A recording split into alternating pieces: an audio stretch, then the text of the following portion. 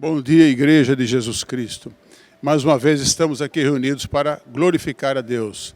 Isaías 55:6 diz o seguinte: buscai o Senhor enquanto se pode achar, invocai-o enquanto está perto. Esta é a nossa oportunidade de nos aproximarmos de Deus através deste culto. Então nós convidamos a você para que se concentre naquilo que Deus tem a falar para você neste culto. Busque o Senhor enquanto se pode achar. Isso significa que Ele está próximo de você, está pronto te abençoar, quer te abraçar, quer te curar, quer restaurar a tua vida. E só Ele pode fazer isso. E a melhor coisa do mundo a se fazer nesta terra é viver na presença do Senhor, buscando de todo o coração, glorificando, exaltando, como temos o privilégio de fazer nesta manhã.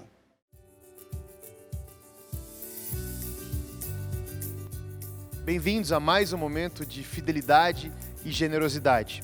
Provérbios 21:26 diz que o justo ama dar.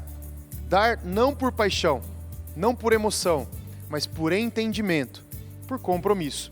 Por isso, o dízimo é regular, proporcional e sacrificial. As ofertas que a gente coloca na igreja, que a gente traz para a igreja, o devolver o dízimo, o entregar a oferta, tem o caráter regular, proporcional e sacrificial. Regular porque não é esporadicamente, tem a ver com a nossa vida, tem a ver com o dia a dia nosso. Então a gente sempre está presente, as contas da comunidade caem todo mês. E uma igreja, ela não vive de venda de pão de queijo. Uma igreja que abençoa tantas pessoas e transforma tantas realidades, vive do dízimo e da oferta dos seus membros. Proporcional, porque significa proporcional a 10% da sua receita. 10% é o sinônimo de dízimo. Então não é um número aleatório, não é um número que eu sinto, não é um número que me emociona, mas é um número minimamente proporcional ao que significa dízimo, 10%.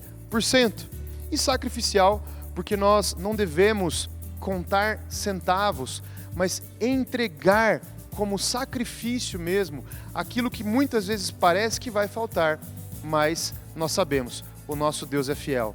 O caráter do dízimo e da oferta é o caráter da cruz. Jesus não se entregou por uma troca, Ele não esperava nada de nós, Ele apenas se entregou por nós.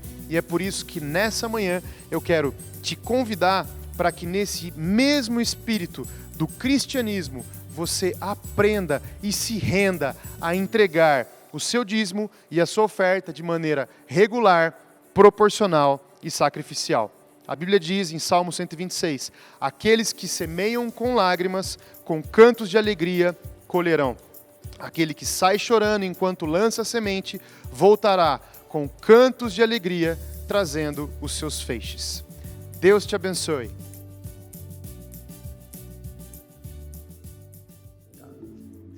Boa noite, igreja. Tudo bem? Bem mesmo? Aê. Falar sobre família hoje. A gente inaugura essa série. Falar sobre família, para mim, é muito gostoso. Não é porque eu tenho uma família perfeita, não. Olha, não posso nem falar isso aí, né? Os caras já me dão uma microfonia lá. Mas é porque... Até porque não existe família perfeita, né? Não existe. Você espera ter ou ser uma família perfeita, isso não existe. A gente tem imperfeições. Mas falar sobre família para mim é muito bom porque... E eu tenho testemunhas vivas, o pastor Hugo que estava aqui é um testemunho vivo disso, que eu sempre quis e sonhei em ter uma família, além de viver e ter a família de casa, a qual fui gerado, né? Desde moleque eu já falava que eu sonhava em ter uma família, em casar, em ter filhos. Enquanto os meus amigos falavam em curtir, eu curtia também. E eu nem era crente, tá? Não é conversinha de crente aqui, aquele que nasceu no berço evangélico, tá? Eu não era crente nessa época. Mas tinha algo dentro de mim que me voltava para isso. Algo que foi gerado em mim, talvez. Então, falar sobre família, para mim, é um prazer. Só que, ao mesmo tempo que é um prazer, é uma responsabilidade. Porque família, nos dias de hoje, é algo que está, além de estar, é um tema que está deturpado, né? A família, você ouve muito falar que é uma instituição falida, né? Você tem conceitos sobre família que fogem um pouquinho do que é uma família. E que fogem um pouquinho os nossos olhos para isso. E que muitas vezes geram em nós algo que não é. E que não diz respeito à família. Só que vamos ser práticos, vamos ser rápido, eu queria que vocês abrissem em Gênesis 1. Vamos ver como é que começou a família. Qual o plano de Deus para a família? Será que havia um plano? Será que existia algo? Gênesis capítulo 1. Facinho de abrir aí, você já abriu a Bíblia, já está nele. Versículo 27 diz o seguinte: criou Deus o homem à sua imagem, a imagem de Deus o criou, homem e mulher os criou. Aí continua, 28. Deus os abençoou e lhes disse: sejam férteis e multipliquem-se, encham e subjuguem a terra. Dominem sobre os peixes do mar, sobre as aves do céu e sobre todos os animais que se movem pela terra. O som do meu microfone está meio estranho. Tá para vocês também estranho? Se quiser que eu troque aí, gente. Tá até... Parece que eu tô meio gripado, parece que tá pior. Tá dando um eco aqui no meu ouvido. Já que eu troco aí, tá? O que esses versículos estão falando aqui? Primeiro, uma criação... o homem e uma mulher. A gente não tem dúvidas aqui no que Deus está falando, né? A Bíblia não deixa dúvida sobre a criação. E aqui ele os abençoa. E diz, sejam férteis e multipliquem-se, encham e subjuguem o mar. Beleza. Obrigado, Nan.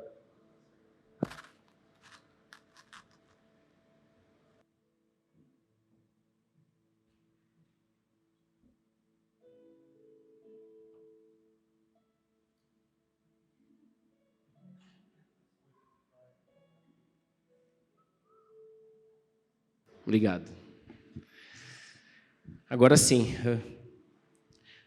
Minha voz já não é bonita. Estou meio gripado. Aí, então, vocês vão dormir, eu vou ficar zonzo aqui e já era. Mas vamos lá. Homem e mulher, não deixa dúvida, os abençoou, sejam férteis, multipliquem-se, encham e subjuguem. Encham a terra. Primeiro que ele está falando assim, sejam férteis. A gente, só há um meio natural de se multiplicar, que é através de um homem e de uma mulher. A multiplicação só existe através disso. O homem ainda não inventou algo diferente, naturalmente, e nem artificialmente.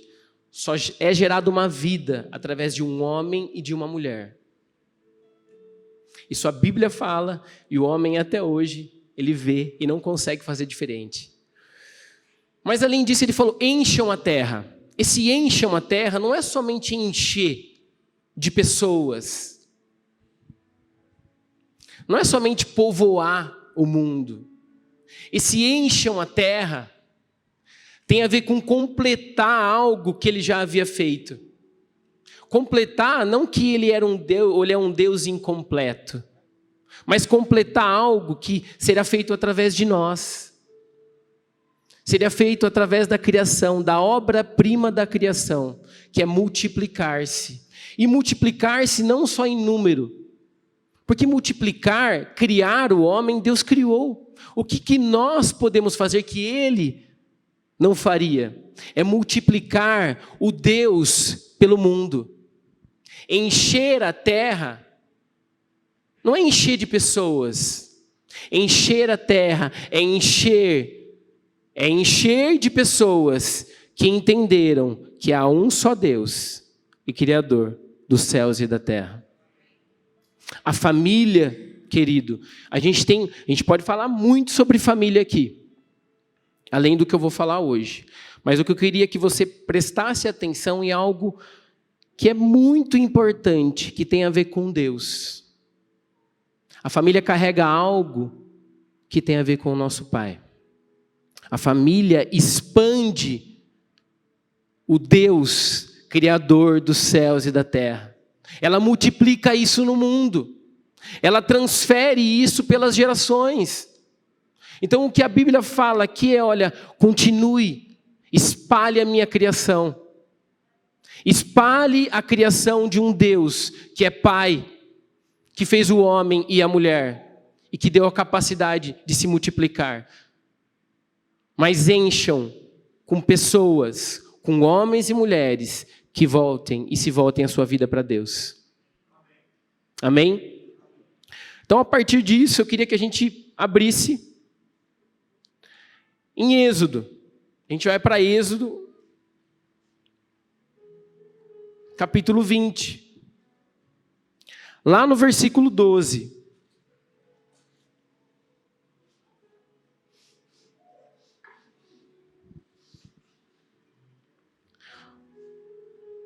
O versículo 12 de Êxodo fala o seguinte, do capítulo 20. Honra teu pai e tua mãe, a fim de que tenhas vida longa na terra, que o Senhor, o teu Deus, te dá.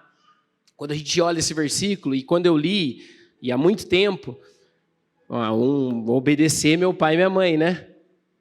Quem é crente aí desde criança, está na igreja, com certeza os pais já falaram assim, ó, menino, honra teu, tá vendo aqui que está escrito na Bíblia? Honra teu pai.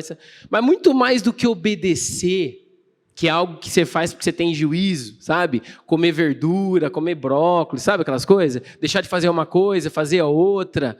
Muito mais do que isso, esse versículo está falando sobre algo que você vai carregar dos seus pais. Sobre algo que nós vamos passar para as gerações e transferir pessoalmente para outras pessoas. Honrar pai e mãe ali não é sobre obedecer. Obedecer é algo de gente que tem juízo. Obedecer a mãe é educação, ouça sua mãe sim, obedece.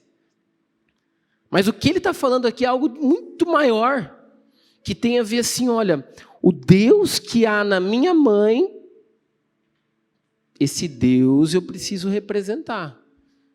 Eu preciso ouvir esse Deus que está na minha mãe, esse Deus da minha mãe aí, ou do meu pai. Eu preciso entender esse Deus, porque é muito forte. Eu preciso representar, porque a vida deles representa algo para mim. Honrar pai e mãe é transferir algo, é gerar algo, é levar algo para as próximas gerações.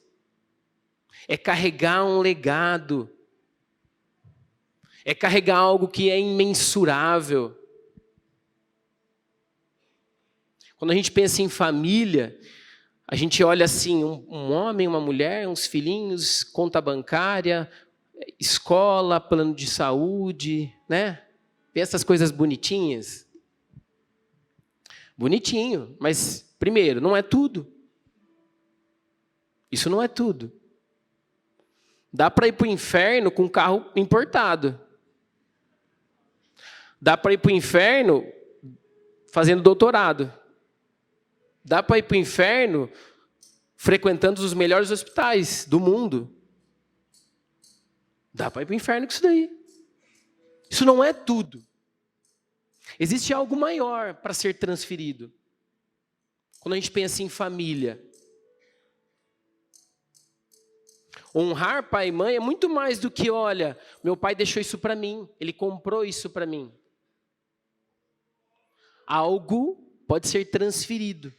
Agora eu queria que você voltasse um pouquinho em Êxodo e abrisse em Êxodo 12.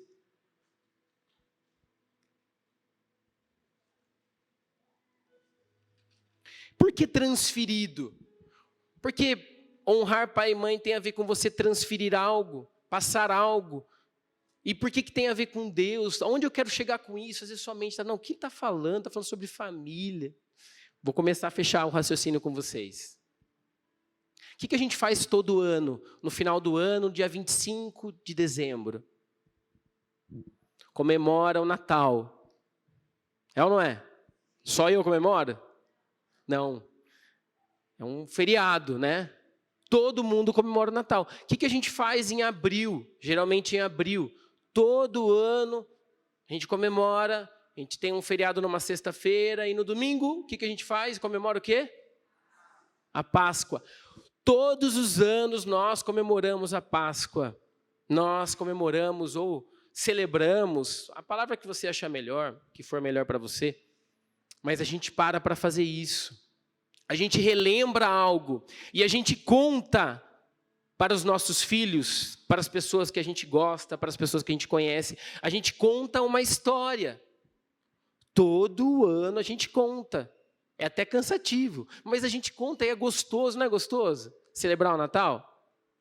Não é gostoso reunir a família? Eu sou, lá na minha família, que uma boa parte é da família da Natália, da minha esposa, eu sou o cara que reúne a família, que gosta de reunir. Ó, vem aqui em casa, faz aqui em casa, não importa, pode sujar, fazer o que for aqui, vamos fazer. Porque eu gosto de que aconteça algo em família. Eu gosto de celebrar, mas eu gosto de celebrar em família. Eu gosto de estar junto com as pessoas. Eu gosto de ter momentos. E eu gosto de ter memórias. Eu gosto de produzir memórias na minha vida, na vida do meu filho, sabe? Na vida do meu sogro, da minha mãe, da minha esposa, do tio lá, que a gente pode estar próximo. A casa não é tão grande, mas o que cabe a gente ama. Ainda bem que a família não é tão grande. Mas todo ano a gente faz isso. E o que a Bíblia fala em Êxodo 12? Conta uma história aqui. Uma história a ser lembrada. Vai lá no versículo 21 de 12. Então Moisés convocou todas as autoridades de Israel e lhes disse: escolham um cordeiro ou um cabrito para cada família, sacrifiquem-no para celebrar a Páscoa. Molhem um feixe de sopo no sangue que estiver na bacia e passem o sangue na viga superior e nas laterais das portas. Nenhum de vocês poderá sair de casa até o amanhecer. Quando o Senhor passar pela terra para matar os egípcios, verá o sangue na viga superior e nas laterais da porta, e passará sobre aquela porta, e não permitirá que o destruidor entre na casa de vocês para matá-los. Obedeçam a essas instruções, como decreto perpétuo, para que vocês e para os seus descendentes, quando entrarem na terra que o Senhor prometeu lhes dar, celebrem essa cerimônia. Quando seus filhos lhes perguntarem o que significa essa cerimônia, respondam-lhe: é o sacrifício da Páscoa ao Senhor, que passou sobre as casas do Israel no Egito e poupou nossas casas quando matou os egípcios. Então o povo curvou-se em adoração. Depois os israelitas se retiraram e fizeram conforme o Senhor tinha ordenado a Moisés e a Arão. Foi dada uma direção aqui para Moisés, ele passou isso para o povo, para que o povo saísse da escravidão do Egito e fosse no sentido da terra prometida. Uma direção. Foi dada uma direção. E não foi só dada uma direção, foi dada uma direção para que eles celebrassem isso e continuassem a celebrar, para que se lembrassem daquilo que Deus tinha feito. As coisas acontecem, a gente sabe que é verdade a partir de 2 métodos. Método científico, se a gente tiver uma prova e uma lei científica que comprove aquilo, eu vou chegar para vocês e falar assim, olha, a Bíblia cai. Vocês vão olhar para mim e falar assim, ela vai cair. Todo mundo vai concordar que a Bíblia vai cair. Porque tem uma lei da gravidade que comprova que a Bíblia cai. Se eu falar para vocês, ó, a Bíblia não vai cair, vocês vão duvidar. Então a gente tem um método científico, tá claro? E o outro método é o que a Bíblia fala e que usa, que é o método contado, que é o método assim, olha, no dia 6, hoje é dia 6, né? No dia 6 de agosto, a Juliana foi ministra de louvor na Nova Estação. Ela que puxou o louvor, ela que ministrou o louvor. Eu vou contar isso aqui daqui 10 anos. Eu posso contar, eu estava aqui, eu estou aqui hoje. Aí eu posso falar assim, olha, o Lucão estava lá também. Ele sabe, ele pode falar que ele viu também. Aí a Michele também estava lá, chama ela aqui. Aí a Michele vem e fala, olha, eu estava lá também, realmente, a Juliana que fez o louvor. E aí a gente constrói uma verdade contada. A partir de uma pessoa, de 2 pessoas, 3, 4, 5, 6. É assim que a Bíblia foi feita, Deus foi falando de diversas formas. E foi completando em outra pessoa. E aquele mesmo Deus falava com outro. E assim foi sendo produzido algo que muda as nossas vidas. Então o que ele estava fazendo com esse povo aqui? Conta uma história. Então o homem foi lá, naquele momento. Então tá eu lá, o pai, pegou o menininho. Ó, filho, vamos pegar nosso cabritinho lá. O cabritinho que foi criado. O filho criou o cabritinho, não, vem aqui, nós vamos matar. Mas como assim? O menino deve ter gritado. Imagina a Annalise. Annalise com o cabritinho do lado. E o Jean chegando para ela e falando assim, a Annalise ama os animais. A Annalise é filho do Jean e da Aline. Ela ama o cachorrinho. Então a Annalise, vamos matar aqui o cabritinho. Mas como assim? Ela ia começar a chorar, ia ficar desesperada. Não, porque Deus pediu. Porque se não for ele, vai ser o seu irmão, Annalise. Aí a Annalise ia falar assim, não, então melhor é o cabritinho. Aí o Jean lá matava, pegava o sangue, passou na porta e tal, beleza. No outro ano, o que o Jean fazia? De novo, pegava outro cabritinho, dava lá para a Annalise comer, alimentar ele, aliás. Aí chegava lá, a Annalise, não, pai, de novo, não, pai. Não vai fazer isso, eu amo tanto ele. Ele dorme na minha cama, tal. Ela não é, a Annalise não ia fazer, ela ia descabelar, né? Aí o Jean ia falar o que para ela? Mas filha, você não lembra que Deus nos tirou do Egito, onde a gente era escravo? Lembra disso? Ah, eu lembro, pai. Lembra como a gente sofria lá? E lembra do que Deus fez lá? Eu lembro. Pois é, filha, é por isso que a gente está fazendo isso. E aí a Annalise, não, então tá bom, pai, tal. E aí no outro ano, até que chegou uma hora que a Annalise começou a fazer. E aí é o filho da Annalise, e aí por aí vai, por aí foi. E a história foi contada durante 2000 anos. Até que um dia um homem chegou, João Batista. E quando viu Jesus, o que ele falou? Eis o Cordeiro, aquele que tira os pecados do mundo. Annalise, fica tranquila, a gente não precisa mais fazer ele sangrar. O cabritinho pode ficar tranquilo, porque tem um cordeiro. A história chegou em João Batista, porque a história foi contada. Porque houve memória produzida, porque encheu a terra de Deus, e Deus foi passando de família em família, Até que chegou num homem. E quando chegou nesse homem, esse homem reconheceu. E esse homem, o que ele falou? Eis o Cordeiro. Quando vem Jesus, eis o Cordeiro. Não há mais necessidade.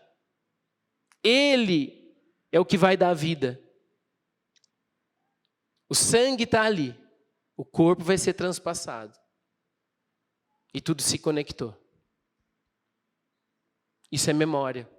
É essa memória que nós podemos gerar.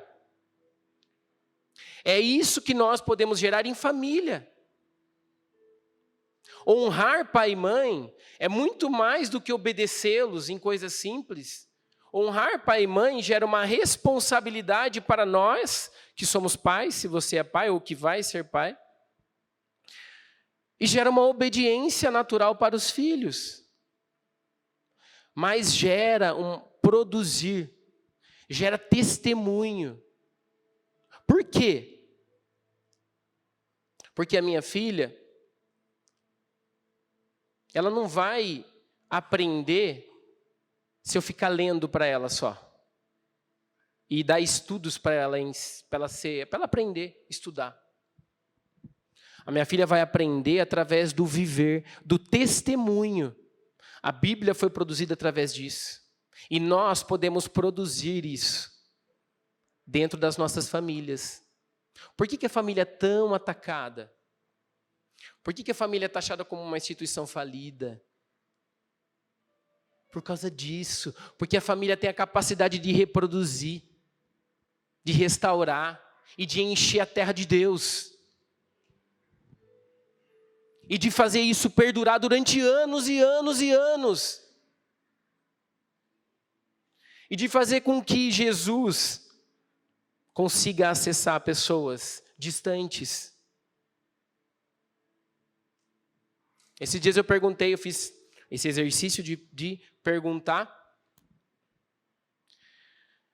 para minha filha Maitê, de 13 anos, falei para ela assim, filha, você quer ter filho? Perguntei para ela, sem pressão, uma pergunta normal. Aí ela falou assim, eu quero. Aí falou se tiver uma boa condição financeira, tal, pretendo ter bastante, senão não. Eu falei assim, não, mas sem pensar na condição financeira, filha. Quantos filhos você gostaria? Ela falou, 3, pai. Eu falei, nossa, que bom. Por que eu perguntei para ela? Eu perguntei e fiquei torcendo para ela falar assim que queria ter. Fiquei torcendo, por favor, por favor, por favor. Porque se ela falar que ela não quer ter filho, como que essa resposta chega para mim? Um dos motivos pode ser pelo que ela vive na casa dela. Talvez a maior. Talvez o que você vive é o que está gerando, é o que está produzindo. Talvez o que você viveu na sua família tenha produzido algo em você até hoje. Como não pensar em memória e não produzir memória, sabendo que é isso que vai acontecer, é o que vai ser gerado. Então, se eu quero que ela viva uma família que agrade, que honre a Ele, e que reproduza Deus para o mundo, que espalhe Deus, sem perfeição em detalhes, tá? Eu preciso gerar isso nela. Eu preciso mostrar para ela que é uma bênção, eu sou muito feliz em tê-los. Eu preciso mostrar para ela que a família é o meu maior patrimônio. Mas eu preciso mostrar isso na prática. Não adianta eu falar porque a minha família é meu melhor patrimônio, e aí fala assim, olha, não, mas eu não tenho filho porque falta dinheiro. Mas peraí, mas se a família é o maior patrimônio? Tem sentido. Então a família é importante para você. Eu preciso gerar nela na prática. Não adianta eu falar para minha filha ou para o meu filho, no caso, que eu amo ele só. Olha, eu te amo. Legal, fala mesmo. Continue falando.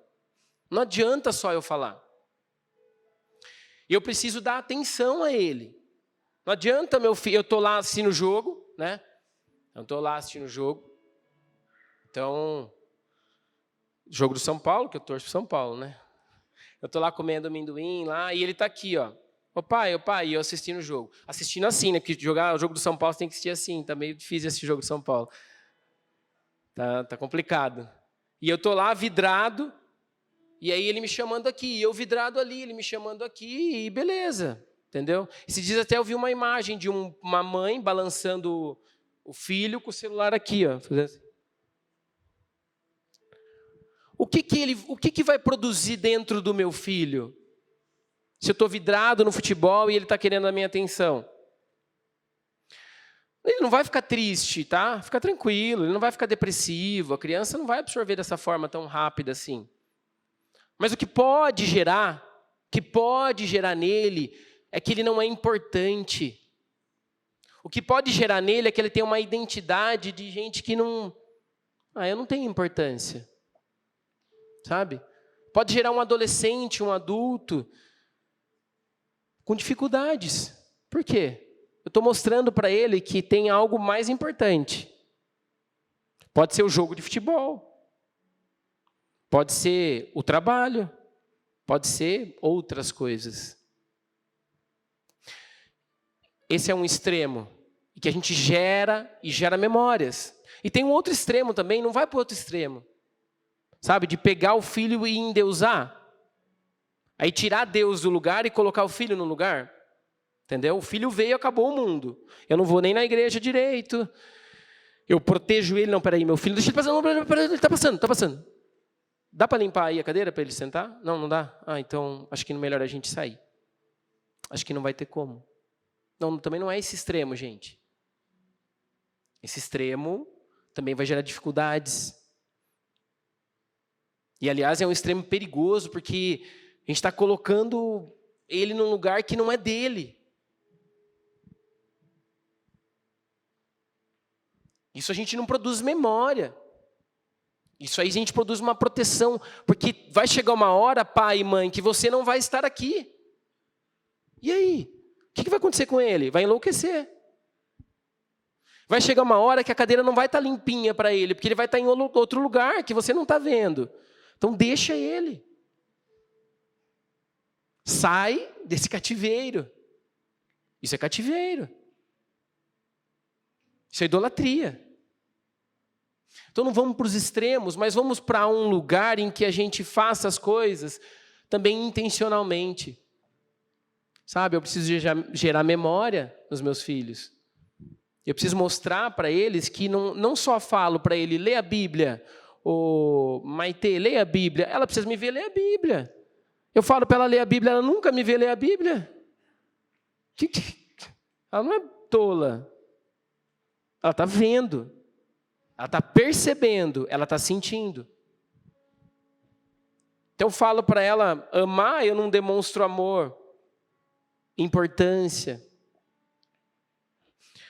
É aí que eu estou gerando coisas nele. E estou produzindo memórias.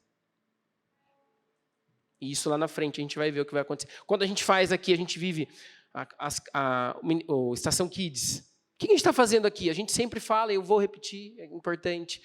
As crianças não estão ali passando tempo. Elas não estão passando tempo, não estão depositadas ali para não atrapalhar o culto. Ali está sendo gerado para elas memórias, para que elas venham lembrar de algo. Sabe por quê, querido? Por mais que você ensine, por mais que você venha gerar memórias, pode ser que as circunstâncias da vida leve o seu filho para um caminho que não seja o mais perfeito. Não se culpe por isso. O que você precisa fazer é gerar memórias. O que a gente faz ali é gerar memória. É semear. O que a gente faz com os adolescentes? Gerar memória, semear. A igreja, quando se trata de família, e quando você olha para crianças, adolescentes, jovens, o papel da igreja é gerar memórias, é semear, é plantar. O papel da família também é fazer isso. A gente não está aqui para educar ninguém. Os pais podem gerar isso na prática.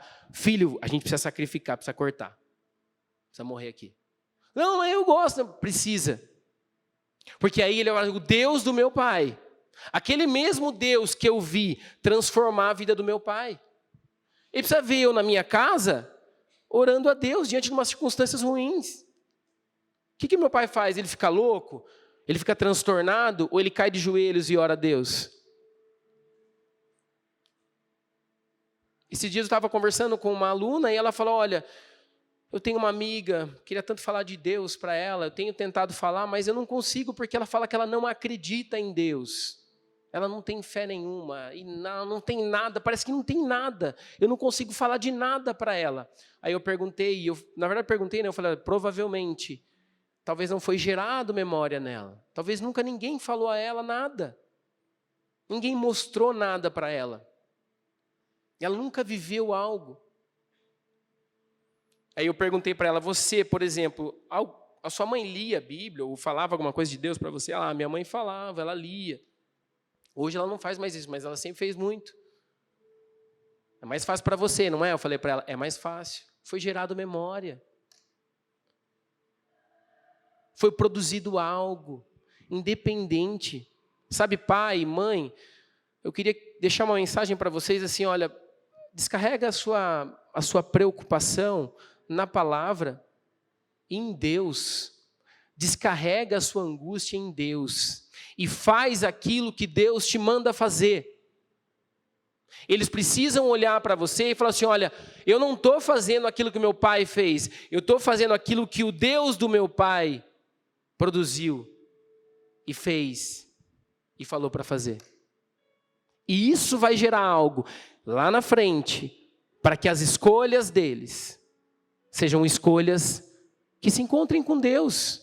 E que mesmo que não sejam escolhas que se encontrem com Deus, eles tenham memórias para voltar para Deus, para aquele lugar, para aquilo que foi gerado neles.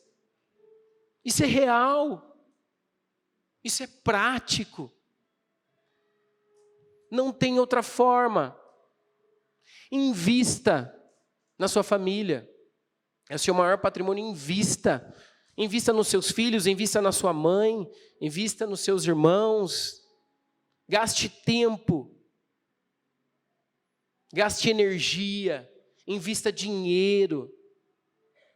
Não só no que vai ser rentável para você. Não adianta você pagar a melhor escola, porque você acha que ele vai passar passar numa escola pública, tal, que eu vou gastar menos depois. Pode ser, mas assim, invista em outras coisas também. Converse, pergunte, fale. Viva algo. Viva, tenha experiências, aproveite oportunidades. Esses dias a Maitê, estou falando também, não tem como não falar. Isso é prática de vida.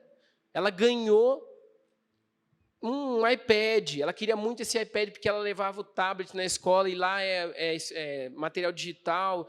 E ela falava que travava, e ela falava assim, não conseguia. Aí um dia ela foi estudar na casa da avó dela, e a tia dela viu ela sofrendo com o tablet lá, enfim. Eu não ia dar o iPad para ela, né, porque não ia dar não tinha condições para isso. Mas, enfim, ela ganhou de aniversário. E ela ganhou a partir de uma manifestação assim, a tia mandou mensagem para a gente, fez uma vaquinha e falou para o pai, para o vô, e convenceu o vô de dar, e fez um movimento que eu nunca vi na família ali, em prol dela. Aí beleza, legal, tal. O que eu fiz depois? Né, Maitê? Eu falei assim, filha, você percebeu o que aconteceu? Era algo que você precisava, não era? Era algo que você queria muito e que ia te ajudar na escola. Você percebeu o que Deus fez? A manifestação que Deus fez? Não entenda que foi só a sua tia, ou só o seu avô, a sua outra tia, ou sua bisavó, e que seja. Entenda o que Deus permitiu acontecer na sua vida. Entenda o que Deus faz e fará na sua vida. É uma oportunidade. Aproveite as oportunidades. Está vivendo algo, a gente vai, hoje, as crianças estão recebendo um pão e um suco para levar para casa, para que eles venham a ceiar em casa. Então os pais vão poder ceiar com seus filhos. Aproveite a oportunidade de ceiar com eles. Viva esse momento, plante sementes. É isso. Isso é prático. Isso é real. O resto é falar bonito e viver pouco. O que a gente deseja como família é produzir algo que venha dar fruto. Não importa se vai ser amanhã, como vai ser. Não tem tristeza maior de um pai e de uma mãe é que vê um filho vivendo algo que não agrada o coração e saber que faltou sementes para ser plantadas. Não tem tristeza maior. Eu tenho em mim, não importa o que aconteça com os meus. É claro que eu quero bênçãos para a vida deles. Mas se um dia o caminho deles não agradar a mim, o que eu quero ter é que eu produzi, ou eu tentei produzir sementes e deixar memórias para eles. Para que lá, mesmo não me agradando, eu tenha certeza de que eu fiz ou tentei fazer.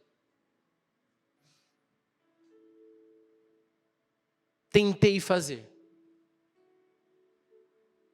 Por mais que não tenha e não dê resultado na hora, produza, semeie. Qual que é a parte mais difícil da plantação? É a hora de semear. Quem aqui já plantou alguma coisa, quem já mexeu com isso? O gostoso é na hora de colher, todo mundo quer colher. Tá bonito, cheio de coisa, você vai colher, já vai vender, já vai ter dinheiro de volta. Mas na hora de ir lá, de pegar a terra cheia de mato, cuidar da terra, tratar a terra, adubar a terra, mexer na terra, plantar. Aí você vê a terra, não tem nada. Tem nada. Você olha lá na terra, você não vê nada. Nossa, trabalho grande e você não vê nada. Aí você tem que molhar, cuidar, é muito sol, pouco sol, vai chover, não vai, até que sai um brotinho ali. E às vezes nem sai. Mas é isso. É semear. É trazer memória. Talvez você não teve isso. Talvez você não teve tantas memórias assim. Aí você me fala, como que eu vou produzir algo se não teve em mim? Como que eu vou viver família se eu não vivi família na minha casa? E a mensagem também é sobre isso. Porque eu creio que Deus não vai só produzir algo em nós. Deus vai restaurar aqui, hoje. Deus vai restaurar a família em nós. Essa é uma noite de restauração. É uma noite de produzir, mas é uma noite de restaurar também. Talvez o seu exemplo de família da sua casa é um exemplo destrutivo. Porque eu estou falando aqui da gente produzir algo bom. Mas a gente tem o inverso também. Que além de não produzir, é produzir traumas. É produzir abusos. É produzir injustiças. É produzir abandono. É produzir maus tratos. É produzir palavras ruins. Você não vai ser nada. Você vai ser isso, vai ser aquilo. Estou falando uma coisa que não acontece, gente? Alguém já ouviu uma história assim? Ninguém ouviu? Eu já ouvi. Você não vai dar em nada. Você não serve para nada. Olha a minha vida. Eu não posso fazer nada. Quantos sonhos que eu tenho. Não posso viver agora. E por aí vai. Mas como que nós vamos produzir algo? Nós vamos produzir porque essa memória que eu estou falando aqui, uma memória que passa pelo sangue do Cordeiro. E o sangue do Cordeiro restaura. O sangue do Cordeiro restaura a família que há em você. Porque, e agora eu queria que você abrisse Lá em João 19, 25.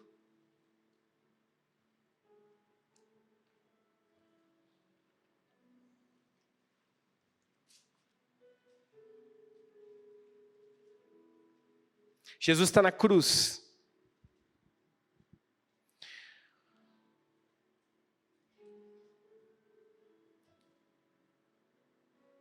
E a Bíblia fala o seguinte: perto da cruz de Jesus estavam sua mãe, a irmã dela, Maria, mulher de Clopas, e Maria Madalena. Quando Jesus viu sua mãe ali, e perto dela o discípulo a quem ele amava, disse à sua mãe: aí está o seu filho. E ao discípulo: aí está a sua mãe. Daquela hora em diante, o discípulo a recebeu em sua família. Jesus está na cruz. Não estava em qualquer lugar. Não era a qualquer momento. Momento difícil. Jesus fala algumas coisas, mas além de falar, Jesus olha e vê sua mãe sozinha. Uma mulher sozinha. Provavelmente seu pai já tinha morrido. Provavelmente. Uma mulher sozinha naquela época era algo muito triste. E Jesus fala, ele olha e fala ao discípulo e a ela: aí está seu filho e aí está sua mãe. A família sempre foi o alvo de Deus. E Jesus declara isso, a importância que ele sempre deu à família. E ele restaura ali uma família.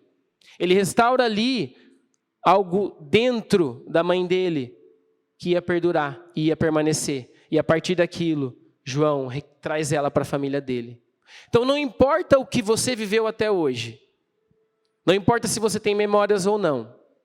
O que Jesus quer fazer hoje é gerar memórias e restaurar a família dentro de você.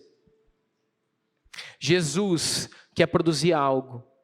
Jesus quer fazer com o que ele fez com os discípulos quando sentavam à mesa. E o que ele falou? Façam isso em quê? Não, fala mais alto, por favor, eu preciso. Em memória. Memória. Façam isso em memória de mim. O sangue foi derramado, o corpo foi transpassado. Sentem à mesa, preservem isso. Mas não só preservem e lembrem que eu morri e ressuscitei. E que eu estou com vocês. E que esse sangue restaura na nossa família. E vai produzir famílias fortes em nossa geração.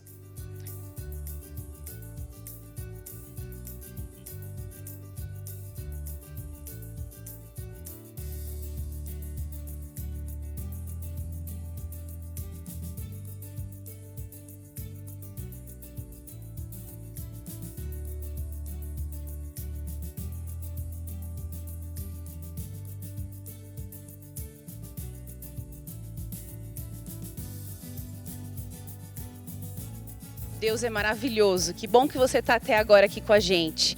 E o desejo da Nova Estação é conhecer você, é estar perto de você, é se conectar como igreja.